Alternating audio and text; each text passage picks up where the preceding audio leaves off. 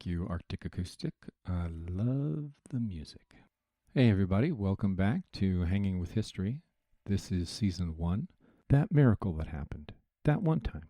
Episode 18, The Dreaded Agricultural Revolution, Jethro Tull, and the Problem of Evil. Agricultural Revolution and Engineering.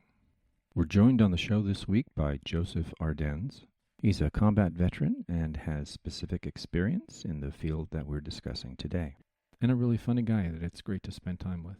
I'm going to attempt a thorough job on the agricultural revolution and leave you able to understand what happened. This will be a multi-episode arc, and we already had kind of an intro back in episode 16. I'm going to do it now before getting into the Reformation any deeper. Understanding this background will help everything else make sense. It goes against the way most teaching on this is done, but no one has ever asserted you need Vikings, Pelagius, and Wycliffe to have a hope of approaching the miracle that happened that one time. Who else ever asserted that Britain hallucinated itself into good government? And this is the actual important stuff right here. We have to solve the problem of feeding ourselves before we can solve anything else. It's difficult because there were a lot of factors involved. Technological, social, and legal, and there was unrest, violence, and progress. If you try to study it on your own, you'll likely get misled by extraneous things that happened, same as if you take an introductory course in school. But these extraneous things really weren't important until the 19th century, and I'll give you one example of this right now. Jethro Tull invented the seed drill in 1701. And this is one of the first basic facts you generally learn in a history course on the topic. And it doesn't matter at all. Why do you say that? The seed drill was a great idea, and it addressed an important problem. Planting was usually done by scattering seed by hand over the selected field after plowing and possibly after harrowing. Often a light harrow could be used to cover the seeds after. A harrow just disturbs the top area of soil and makes the plowed area more suitable for a seedbed, for example, to break up clods and make little depressions for seeds to collect. Sounds good so far. But it wasn't. The seeds would be scattered inefficiently. Some would be too close together, some too far apart. Go out and try scattering seeds by hand sometime and you'll see. Some of the seeds wouldn't be covered in soil at the right depth or at all, making them available to insects and birds. Seed is a couple bucks for a huge 25-pound bag or whatever. You waste a little. Oh, that's your 21st century mind talking, where even a person in their first job out of school is materially richer than a prince from earlier times. I know. I was just provoking you. Okay. You said a couple of episodes ago that grain yields were 4 or 5 grains per grain planted, so a little efficiency would help a lot in that case. Yes, thank you. That little efficiency let millions avoid death by starvation. Okay, now you're confusing me. You were using the seed drill as an example of something that didn't matter. A little patience, please. Jethro Tull's seed drill didn't solve this problem. I'm just describing the problem and trying to make it clear that it was a big problem. It might be less interesting than war with Spain, but no, that's a terrible example. England ruled by Castilian monarchs and grandees. That would have been a disaster. Epically world-changing. How about less interesting than the War of the Roses, but far more important? Okay, maybe that works. So, big problem. How did they solve it? Expensively. One way was to seed slowly, that's inefficient, with a hoe in hand, slowly, carefully drop the seeds and gently cover. Another was to do it efficiently, just broadcast your seeds, but employ small children to hang out during the daylight hours and run around scaring away birds. The original scarecrows were children. I doubt this worked all that well, but it was a widely used tactic. I've mentioned Emma Griffith's collection of writings by working-class people. People who lived in rural areas very often had this scaring away birds, human scarecrows job as their first employment, starting when they were in the single digits in age. But after 1701, they had Jethro Tull's seed drill. No, they didn't. The seed drill of the time worked in one way. It spaced out the seeds just right, planted at the right depth, and covered them nicely. So what was the problem? Two problems. The cost, it was super expensive, and it never functioned long enough to be worthwhile. It would break down and wasn't easy to repair on the spot. So this kind of reliability plagued a lot of great new inventions of the time.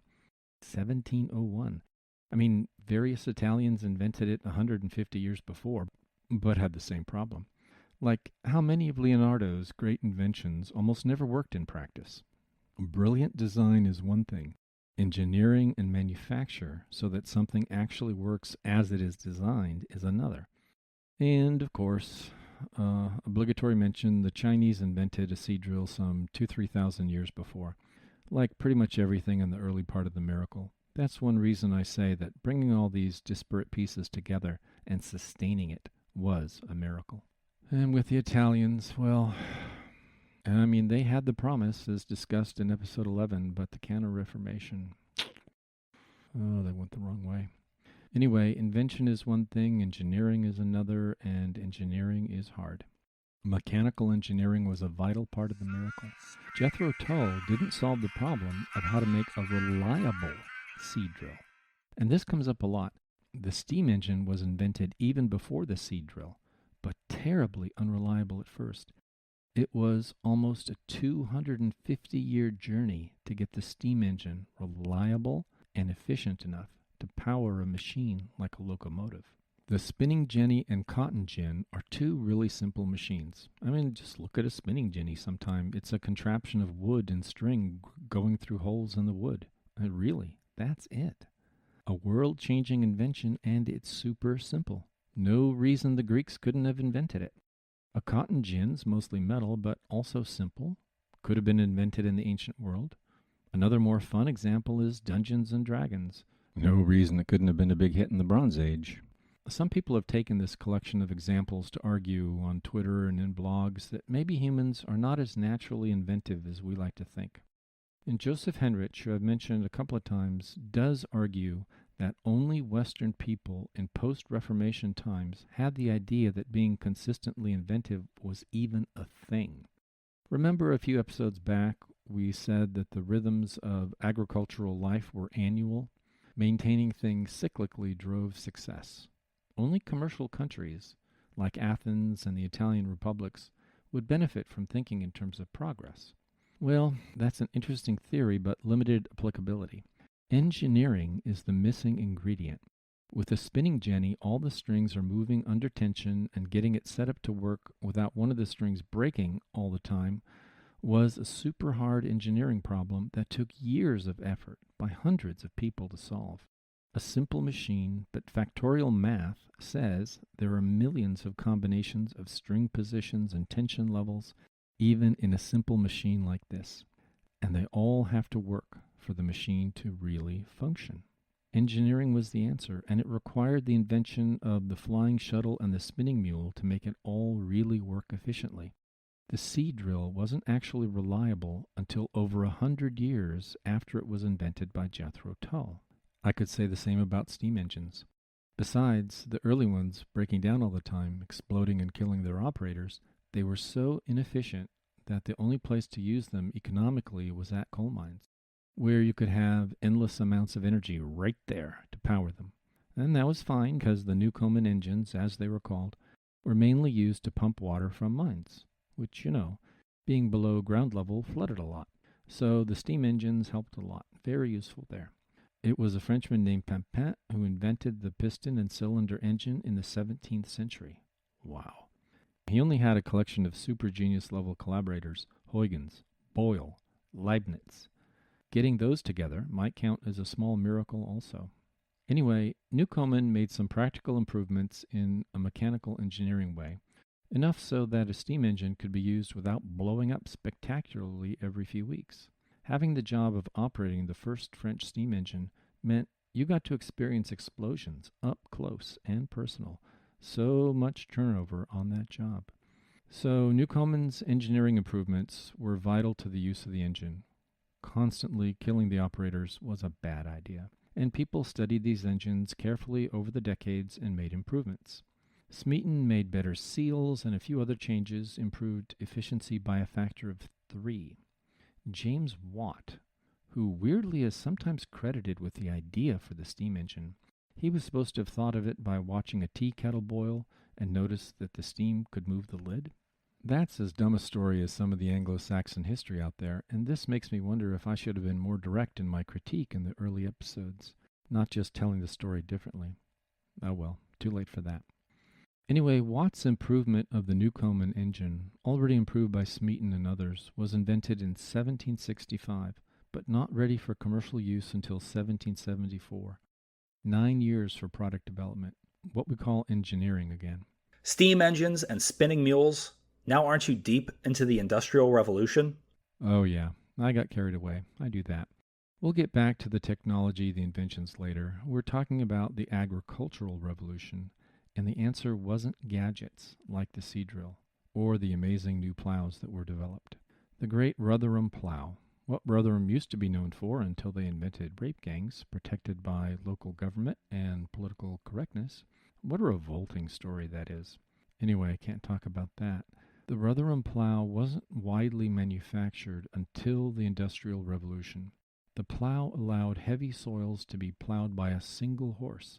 But we're still in the period before that when you need a team of oxen to plow a furrow in heavy soil. So, not technology then. You realize you spent most of the podcast merely saying what the agricultural revolution is not, right? Yeah, I mean, we did get some good background in there and prepared the ground for a complicated story that is to come. But hold on, I'm not sure I would agree that it is not a story of technology because technology plays a huge role, just different technology. And I have a critique of the way the subject is sometimes taught, so there's that. Remember a couple episodes ago I used the line, "The desire for spice has driven a great deal of world history"? Sure. Well, that was introducing the concept that demand-driven changes are important too. It's not just all about inventing things. That is going to play a role here too. Part of my critique with the way the agricultural revolution is taught is that it happened in England and at some point resulted in English farmland having an 80% higher yield than on the continent, Germany, France, Spain, etc. And that's the story to tell. The four-field farming system is even called the Norfolk system, as if it had been invented in Norfolk, England. But remember that 80% now. 80% is a big deal. But this is really a Dutch or Flemish story. I'll say Dutch for both. They invented all this stuff because they were the rich people. They engaged in industry, pre-miracle industry and trade. Remember, twice the percentage of the workforce was in industry than was normal in Europe. They could defeat Spain and the Habsburgs when Spain and the Habsburgs were still at the top of their game. The intellect released by Calvinism, the fiery energy of a hot new ideology, accidentally discovering that they were the world's naval superpower, even if they were only a speck on the European map. They also solved the problem of feeding themselves, breaking free of the grain trap, the Malthusian trap. And Denmark had really good numbers too. I await a good study on why, and assume for now that their tight-knit commercial connections with England and the Netherlands bound all three in a similar use of agricultural know-how. If you know better, email me at harold@hangingwithhistory.com. Because of the mother trade, which was about catching and preserving fish and selling it for grain from the Baltic. I think there was a wizard involved somehow, but I'm not really sure. That was a big part of it. Another was improvement in transportation infrastructure, and that's a technology story. This is vital. With 16th century roads, it was uneconomic to transport agricultural goods more than about 10 miles. There's a mathematical model that calculates that a 16th century town supplied by its own hinterland could never grow above 10,000 people, and of course would suffer horribly during famines. It's no joke when historians refer to cities in medieval and early modern times as population sinks. Ugh. From plagues to food shortages, a town, well, the people of the town, in the situation of relying on its own hinterland, was in a very precarious situation. The mother trade worked because the Dutch made shipping so efficient. The technology breakthrough was their grain barges, that they could ship bulk commodities like grain efficiently enough. More than that, though, they made miles and miles of canals. English accounts of the time probably exaggerate, but claim that basically every hamlet in the United Provinces was connected by the canal network and almost every farm. By the 17th century, the network was so well developed that canals were being built merely to shorten river journeys. Water transport was so much cheaper than overland that limits on the size of the hinterland that could support a city were overcome. And also, canal technology could be used to drain the famous polders that made new land available for cultivation and pasture. Something else the Chinese did first, of course. The 15th and 16th centuries were a time of considerable technological development in canal building, locks, sluices, and dike building, and also a time of social building, ways to cooperate on water management, a social coordination problem of considerable complexity with lots of temptations to be a free rider or a defector in game theory terms. The Dutch managed to overcome this in the absence of an outside central authority requiring it. And maybe there's a human sense in which only Hobbit freely cooperating under local authority solves the social monkey free rider problem. This stands out as a major achievement because social coordinations of this kind usually end in failure whenever monkeys are involved. And I wish I could tell you what the secret sauce was. Nowhere have I found a better description than a high-trust culture developed under necessity. I don't love that answer because it is fully general. It logically requires a corollary that almost always there's some innate human tendency to screw up social coordination problems that require the development of trust and assumption of responsibility by individuals. So if that was the right answer for the Dutch, what's the wrong answer for everybody else? Trust and social expectations, how you value yourself, how others value you, all contributed to the work for the Dutch because they needed to be seen, contributing, and eventually this led to it being seen as absolutely abhorrent to free ride. Status could be gained by doing more than your fair share. Well, high-trust cultures are so great enough to defeat Spain, the world superpower of the time, and outcompete other cultures as well. You would expect more of them, and yet we hardly ever see them outside the Christian West, and seldom enough within. And that's probably as close as we get to the problem of evil this episode. Circling. I have a hard time closing in, even after bringing up the Rotherham rape gangs facilitated by local government. Ugh. Too many listeners right now would have been complicit. Same is true for other examples. The Reformation unleashes great social movements. Great social movements tend toward evil. Stirner, Conrad, and Burke explained why convincingly, but how much time do I want to let the podcast wallow in evil when what we have is fundamentally a story of the greatest evils avoided? I haven't figured it out yet. Anyway, it's difficult to overstate the value of lowered transportation costs using water in a world so racked with poverty. This little statistic comes from 1800 but illustrates the point for the whole period. It cost the same to ship a ton of material 32 miles by medieval quality road as it did to ship the same ton across 3,000 miles across the Atlantic. Think about that for a minute. No wonder it made sense for the Dutch to invest so much in canals and shipping. No wonder that investment, social as much or more than financial, made the Dutch number one. There's a lot more to be said about the agricultural revolution. You are probably waiting to hear the words enclosure, four-field crop rotation, and nitrogen, and you'll hear about that and the deregulation of food markets, the population boom, arable land shortage, and grinding poverty as a rising population translates into rising income, but not immediately into greater per capita income. For that to happen, a miracle would have to occur. But you already know that. For now, remember the 80% better number. The English, the Dutch, and the Danes did 80% better than everyone else. Thank you, Joseph, for coming on the program. I really appreciate it.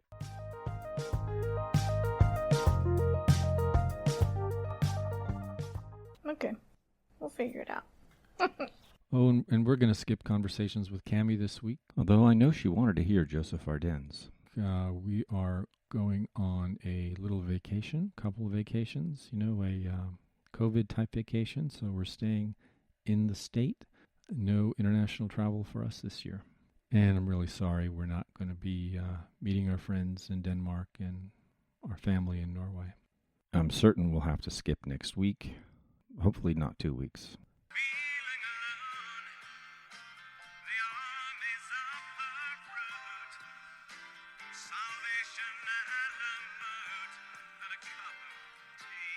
Thank you for the really nice note. I really appreciate it.